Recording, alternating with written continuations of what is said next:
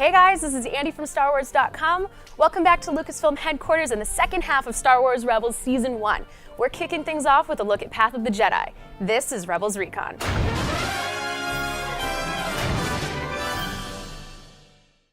After Ezra's dangerous connection with the dark side, Kanan prepares an essential trial for the young Padawan and himself. One that could determine if you're meant to be a Jedi. Inside a hidden Jedi temple, both gain new insights thanks to a wise teacher. Patience. Remember you nothing of your own training. Together, Master and Apprentice move forward in their journeys, and Ezra completes an ancient rite of passage. The editorial team showed us their work process that goes into every episode of Star Wars Rebels. This is part one of a two-part series. It's an editor's job to be the spokesperson for the audience, to look at the content of the episode and think, how would I perceive this as an audience member? I really try to keep myself in the dark a little bit early on in the process, so that when it is time for me to do my job, I can see things that people have, that have read the script over and over and over again. They kind of glaze over things. A lot of our episodes have a lot of space battles and fast cuts, visceral, emotional editing that really pulls you into the scene. But this episode, we wanted to kind of slow the pace down a little bit to focus more on Ezra and Kanan's journey together. And then just making sure that story points throughout the entire episode link up, so that if this action happens in the early part of the show, that thought needs to be continued through the show. I kind of have to keep an eye out and make sure that we're constantly telling a clear story and just making sure everything makes sense. It's the biggest part of our job.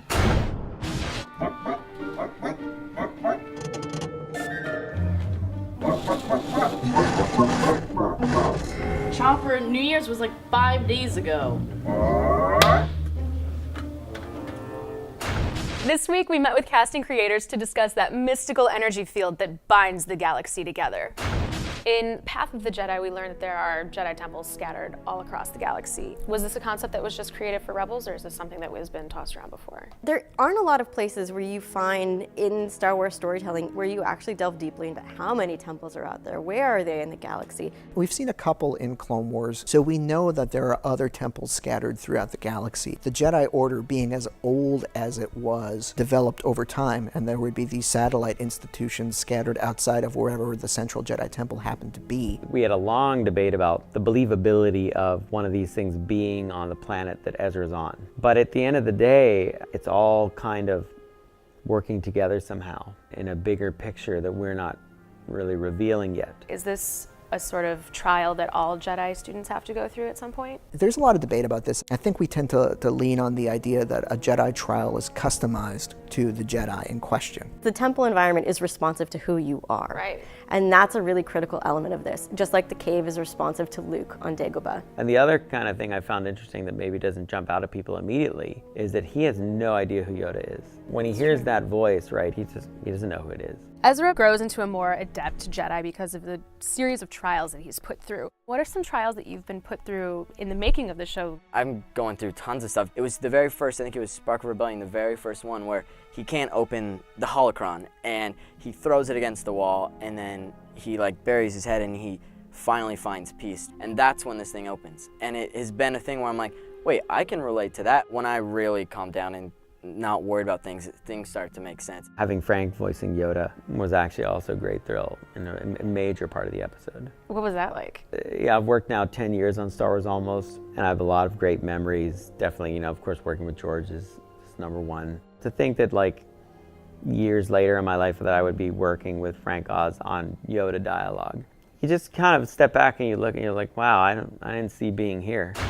Over the break, you sent us tons of questions about the show, so we went to the story group's Pablo Hidalgo to get answers.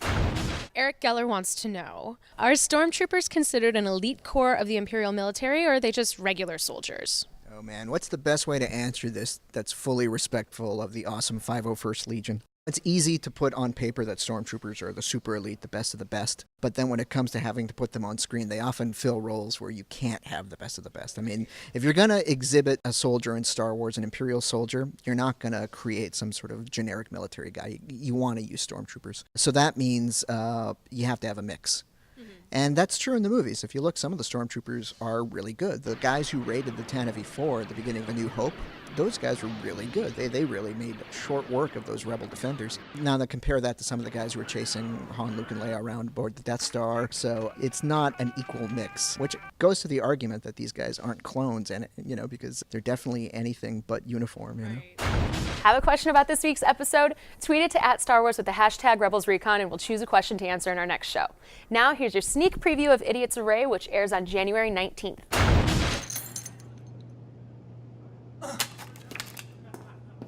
Guess it's down to you and me.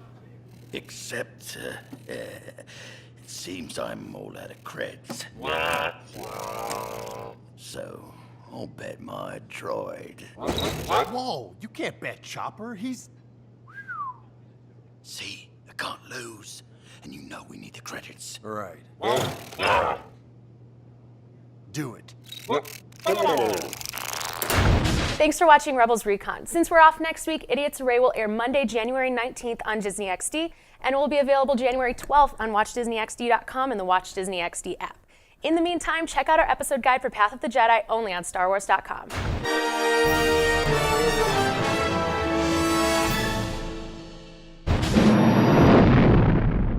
Hey again, everybody. It's Andy from StarWars.com here at the Lucasfilm headquarters to talk to you about the Star Wars Rebels mid-season finale Gathering Forces. This is Rebels Recon.